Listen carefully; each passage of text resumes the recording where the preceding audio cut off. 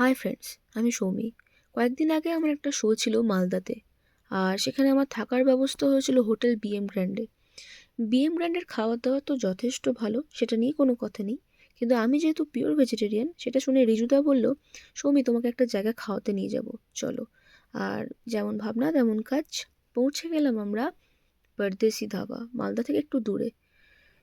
এন্ট্রান্সটা দেখো জাস্ট একটু, মানে আমার তো মন মোহিত হয়ে গেছে এই এন্ট্রান্সটাতেই।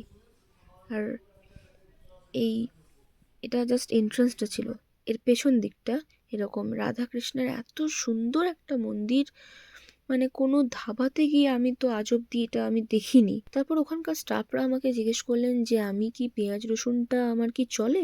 তো আমি যখন বললাম না, না হলে খুব ভালো হয়, তখন ওনারা আমাকে সাজেস্ট করলেন তাহলে আমাদের এখানে ভোগ থালিটা আপনারা খেতে পারবেন।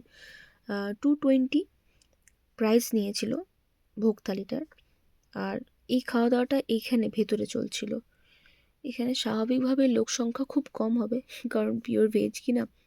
খাবার অর্ডার করে আমি খাবারের জন্য বসেছিলাম, কখন আসছে আমার খাবার সেই ভেবে। বাট অপেক্ষায় যে ভালো ফল আসেই, সেটার এই যে প্রমাণ। ওনাদের ডেকোরেশনটা, খাবার দেওয়ার স্টাইলটা জাস্ট আবার দেখো। আর স্বাদ অসাধারণ ছিল, অসাধারণ। বিশেষ করে এখানকার সুজির মিষ্টিটা দুর্দান্ত ছিল। আমি আবার কখনো মালদা গেলে এই পরদেশি ধাবাতে নিশ্চয়ই যাব। তোমরা কি কেউ কখনো এই পরদেশি ধাবাতে খাবার খেয়েছো?